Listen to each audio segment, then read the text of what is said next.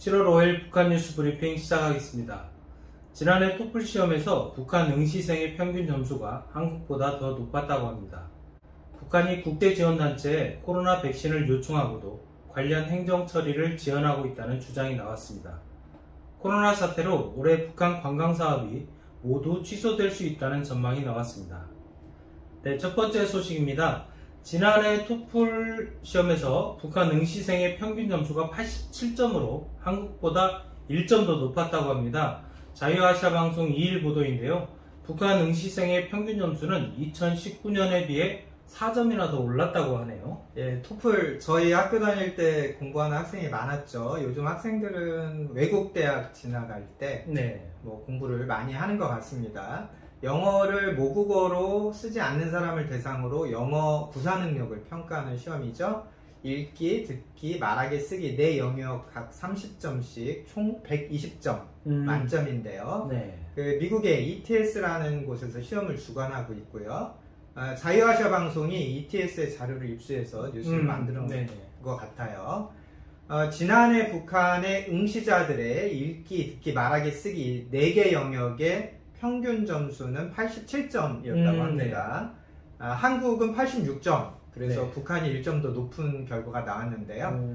각 영역 만점이 30점인데 이제 북한 응시생들 경우에 읽기 22점, 듣기 23점, 말하기 22점, 쓰기 21점, 4개 영역 평균 87점, 세계 평균이 87점, 그래서 북한은 딱 세계 평균 점수가 나온 거고요. 한국은 평균 86점으로 좀 세계 평균보다도 1점 낮은 거고 북한보다도 1점 낮은 거고, 그래서 이게 어떤 점수냐, 보통 80점이면 미국의 그 주립대 그 입학하는 커트라인이다 뭐 이런 얘기가 있는데 뭐 꼭 그런 건 아니고요. 그런 얘기가 있습니다. 2019년과 비교를 하면 남과 북 모두 평균 점수가 올랐다고 그래요.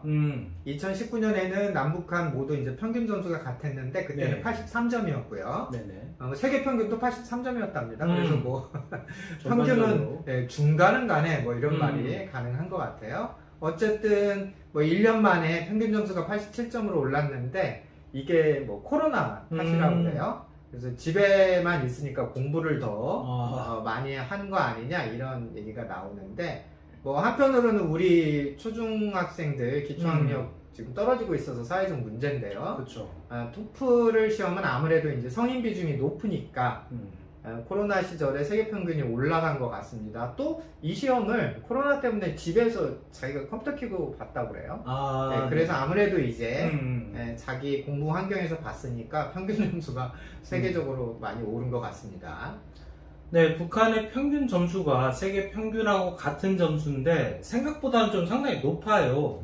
보통 이제 우리가 영어 노출이 좀 많이 되어 있고 영어 사교육에 돈도 많이 쓰고 그렇죠. 뭐 그러고 있는데 북한의 평균 점수가 이렇게 높은 이유가 있을까요? 네, 이게 국민 평균 점수가 아닙니다. 응시자들의 평균 점수다, 이걸 주의해서 보셔야 되고요. 토플이 영어가 외국어인 사람들이 과연 영어로 된 수업을 들을 수 있을까, 이걸 이제 측정하는 거예요. 일종의 영어 수능이죠. 그러니까 마치 뭐 자격증처럼 인식되기도 하는데, 생각해보시면 그럼 이 점수가 어떤 사람한테 필요할까? 물론 이제 우리나라 경우에는 뭐 대학원 갈 때 혹은 대학원에서 뭐 학위 자격 뭐 졸업시험 같은 거 볼 때 영어 점수, 공인 점수 가져와라 이제 이럴 때, 또 취업 때도 뭐 토플 점수 내면 영어 실력 괜찮구나 이렇게 평가를 해주잖아요. 그래서 이제 우리나라 같은 경우는 응시하는 사람들이 좀 광범위합니다. 그런데 북한에서는 과연 누가 이런 시험을 볼 거냐. 노동당 입당할 때 뭐 토플 점수 내라고 하진 않을 거 아니에요. 그렇죠. 그래서 결국은 외국 대학에 유학하려는 사람이 응시하는 거 아닐까 이렇게 생각을 해볼 수 있고요. 결국 영어를 전문으로 공부하는 북한 사람이 이 시험을 응시했을 것이다. 특히 이제 외국에 유학할 정도면 뭐 간부층, 특권층 그런 사람들일 가능성이 아주 높죠.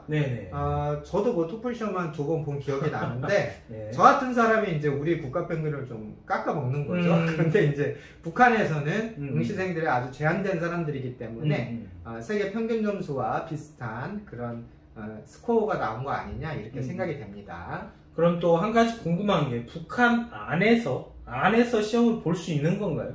예, 그건 아니라고 그래요.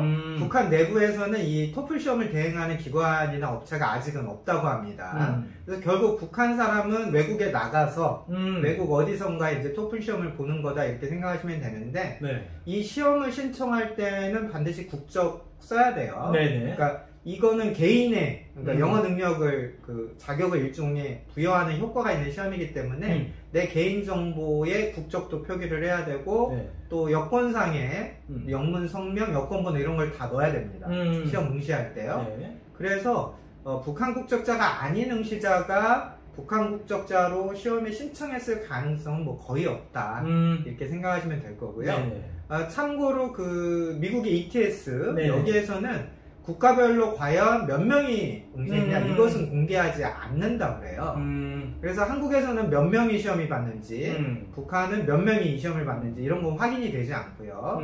또 한편으로는 그 일본의 그 제일교포 분들 중에 네. 자기 국적을 나는 조선이오 이러는 분들이 계세요. 조청년, 네, 그렇죠. 조청년 쪽에 소속감을 갖고 계신 분들이 이제 그런 분들이 간혹 있는데 이런 분들이 만약에 토플 시험을 볼 때 네.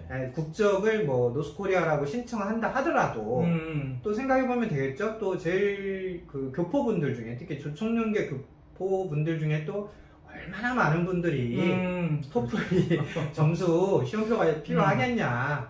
또 만약에 조청년 교포분들이 있다 하더라도 네. 그분들이 북한 국적자들의 평균을 올려줄 수 있을지 그런 것도 좀 네, 의문이고요.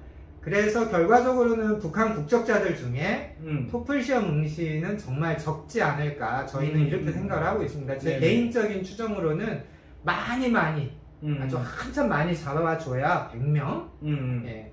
그래서 북한 국적자들 중에 미국 대학 가려는 사람들이 몇이나 되겠어요. 그렇죠. 예, 입국조차 쉽지가 않은데 만약에 이제 영국이나 유럽권의 그런 대학으로 대학원에 지나간다 하더라도 물론 뭐 토플 점수도 통하지만 북한의 영어 교육 자체가 영국식 영어입니다. 예, 영국식 영어예요. 그래서 만약에 뭐 영국에 있는 대학이나 유럽권에 이제 대학을 간다고 하면 솔직히 이제 토플보다는 그 IELTS가 더 대중적이고 또 영국식 영어에 또 적합한 그런 시험 방법이기 때문에 그런 가능성을 놓고 보면 토플 응시자들이 북한에 뭐 몇이나 되겠냐 이런 생각이 듭니다. 이런 과정들은 그 북한 전체 사람들의 평균이 아니라 일부 소수의 응시자들이 드러낸 그 평균 점수다. 이 점을 다시 한번 강조드리고 싶네요. 네, 다음 소식입니다. 북한이 국제지원단체에 코로나 백신을 요청하고도 관련 행정 처리를 지연시키고 있는 것으로 알려졌는데요. 미국의 소리방송이 4일 보도했어요. 예, 코로나 바이러스 백신 국제 프로젝트 코백스 퍼실리티죠. 네. 여기에서 이제 백신을 받으려면 총 7개의 행정 절차가 있다고 해요. 총 7개가 있는데 뭐 자세한 내용은 알려지지 않았지만 북한은 지금 2개, 2단계까지 밖에 못 갔다. 그리고 특히 이제 외국인 구호요원들의 방북을 계속 거부하고 있기 때문에 결과적으로 진행이 안 되고 있다. 이런 뉴스입니다. 가비라고 그러죠. 세계 백신 면역 연합. 네. 여기에서 이제 북한과 백신 지원을 받을 거냐 어쩔 거냐 왜 신청 안 하냐 뭐 이제 이런 그 줄다리기가 벌써 몇 달째 진행이 되고 있는데 사실은 제자리 걸음이다 이렇게 평가가 되고 있고요. 익명을 요구한 수십 통이 이렇게 말을 했네요. 만일 북한이 서류 작업을 신속하게 처리했더라면 백신을 일부 받았을 것이다. 북한이 가비의 이 규정을 따랐으면 지금쯤 한창 백신이 전달됐을 뿐만 아니라 이제 접종도 가능했을 것이다. 이제 이렇게 지적을 했어요. 네네. 코백스는 당초에 원래 계획이 북한에 아스트라제네카 한 170만의 접종분을 5월 말까지 공급할 계획을 수립하고 준비를 마쳤는데 이제 북한이 아스트라제네카가 효과가 있냐 좀 이런 딴지를 건 모양이에요. 네. 또 이 백신을 이제 가져가려면 백신 접종 후에 부작용에 대해서 우리한테 법적 책임을 묻지 말아라. 왜냐면 그냥 지원해 주는 거잖아요. 그렇죠. 판매가 아니라. 그래서 이제 이런 책임을 면제하는 뭐 합의서 같은 걸 또 작성하는 절차가 있는데 북한이 여기에 이제 서명하는 것도 지금 꺼리고 있고 또 말씀드렸듯이 국제 요원들이 이제 입국하는 것도 거부하고 있고 북한이 좀 이런 핑계를 대는 모양이에요. 외국인들이 북한 코로나 바이러스 옮겨오면 어떡하냐. 그래서 우리가 좀 협조하기 어렵다. 뭐 이런 식의 좀 핑계를 대고 있다. 소식통이 말을 했습니다. 네, 이 백신을 공급하는데 꼭 국제 요원들이 따라다녀야 되는지도 좀 궁금한데요. 예, 외부인들이 바이러스 옮겨오면 어떡하냐. 뭐 이런 북한의 주장. 지금 북한이 중국이나 외부 사회와 스스로 이제 격리를 하고 있기 때문에 뭐 실제 그런 우려가 뭐 있을 수도 있겠죠. 하지만 본질은 외부 사회가 북한을 들여다보는 것, 그게 싫은 거다. 이렇게 저희가 봐야 될 것 같고요.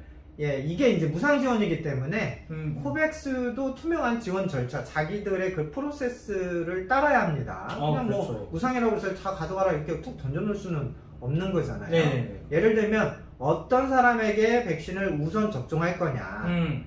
이런 것도 또 북한과 협의가 돼야 되고요. 그렇죠. 또 투명하게 모니터링이 돼야겠죠. 그냥 170만여 분을 북한에 총 주면 뭐 아마도 당간부들, 평양 사람들부터 먼저 맞을 거고요. 그러겠죠. 과거 전례를 보면 예전에 이제 국제사회가 한창 식량 지원했을 때도 쌀이 뭐 불량미로도 가고 당원 우선 공급으로 가고 북한에서 오신 분들의 증언으로 다 이런 뭐 상황들이 정리가 돼 있기 때문에 그렇죠. 투명한 모니터링 문제에서 완전히 자유로울 수는 없습니다. 또 하나는 이제 기술적으로도 이 백신이 좋은 상태로 이동을 그렇죠. 해야 되거든요. 그래서 100% 기술적으로 북한에만 또 맡길 수 없는 그런 문제도 있는 것 같습니다. 예를 들면 화이자 백신 같은 경우는 영하 60도 이하 유지가 돼야 되고 뭐 모더나가 영하 20도, 아스트라제네카, 얀센 이런 것도 뭐 영상 뭐 2도에서 8도다 뭐 이런 준칙이 있잖아요. 그렇죠. 북한이 뭐 스스로 이런 운반, 보관 이런 것 할 수 있겠냐 이런 것도 기술적인 쟁점이고요. 어쨌든 지금 김정은 총비서가 백신을 통한 예방과 해결 이런 것보다는 그냥 국가 격리를 통해서 아예 발생자를, 확진자를 안 만들겠다 이런 장기적인 버티기 방침이기 때문에 당장은 백신 공급이 좀 쉽지 않을 것 같은 그런 느낌이 듭니다. 저희가 이제 하나 유의해야 될 것이 이런 북한식 수령 절대주의, 우리가 1990년대도 목격을 했지만 이게 단지 사상, 뭐 이념 그런 문제만 있는 게 아니라 북한의 이런 수령 절대주의가요, 일반적인 과학 상식을 거부하는 경우, 부정하는 경우 굉장히 많거든요. 그래서 지구에서 지금 코로나가 완전히 없어질 때까지 뭐 북한이 버티겠다 이런 건지 그런다 하더라도 그게 가능한지 이게 걱정이고요. 이거야말로 김정은식 뭐 벼랑끝 전술이다 이렇게 평가도 할 수 있겠네요. 세계보건기구 WHO에 따르면 그 회원국 194개 국가에서 코로나 백신 접종을 아예 시작도 안 한 나라가 탄자니아, 하이티, 에리트레아, 부룬디 그리고 북한 딱 5개의 나라라고 합니다. 네, 마지막 소식입니다. 이 코로나 사태가 장기화됨에 따라 올해 북한 관광 재개 역시 어려울 것이라는 전망이 나오고 있습니다. 자유아시아 방송 2일 보도 내용이죠. 영파이어니어 투어스 뭐 이런 여행사가 자기 웹사이트에 이런 내용을 올렸다고 해요. 북한에 계속되는 국경 폐쇄로 북한의 집단체조는 2022년에야 다시 열릴 것으로 예상한다. 올해는 안 열릴 것이다 이렇게 전망을 한 거죠. 사실 북한의 이 집단체조가 한동안 열리지 않았다가 그렇죠. 이제 북한의 이제 핵실험, 미사일 실험 이후에 대북 제재가 아주 강화되면서 외화벌이 외화가 좀 부족하니까 2018년에 다시 열었습니다. 그랬다가 작년에도 뭐 6월부터 공연을 시작한다 해서 시작을 했다가 중국인 관광객도 모집하고요. 외국인 모객행위를 했는데 지난해 이제 코로나19 이 문제 때문에 10월달 강창건 75주년 기념 대규모 집단체조를 준비하긴 했으나 첫날 김정은이 관람하고 나서는 닫았어요. 김정은이 이제 첫날 보기만 했고 그 위에는 뭐 공연이 중단이 돼서 지금까지 이 상황인데요. 북한의 공식 여행사죠. 고려투어, KTG 이런 곳에서도 아직은 그 여행 상품 광고가 없다고 합니다. 그러니까 뭔가 이제 관광객들을 맞아들일 준비가 되면 이제 홍보부터 하지 않겠어요? 그렇죠. 이제 그런 것들이 지금 전혀 조짐이 없다 그런 내용인데요. 뭐 저희가 보기에는 어린 학생이나 평양 시민들이 이런 뭐 인권 문제에 있는 공연에 동원되지 않는 것은 다행이다 싶으면서도 이 코로나 문제를 전반적으로 지금 김정은 총비서가 어떻게 해결하려고 하는 거냐 이런 우려는 계속 나올 수밖에 없는 것 같습니다. 네, 그러면서 이제 일본의 교토통신에서는 북한에 남아있던 이 러시아 외교관과 가족들이 전부 다 떠났다, 뭐 이런 보도 내용도 있었어요. 예, 그 북한과 러시아 접경 도시, 그러니까 러시아 쪽 접경 도시 이제 핫산이라고 있는데 네. 여기에 북한에서 떠난 열차가 목격이 됐다. 지난 1일입니다. 네. 오후 4시께 이 핫산역에 북한 열차가 하나 도착을 했더라. 네. 이렇게 이제 일본 교도통신이 보도한 내용이 있네요. 이 열차에는 북한에서 근무하던 러시아 외교관, 네. 또 가족, 그리고 딱 보면 러시아 사람 같지는 않은데 하는 외국인들까지 몇 명 포함이 되어서 있었다는 거예요. 네.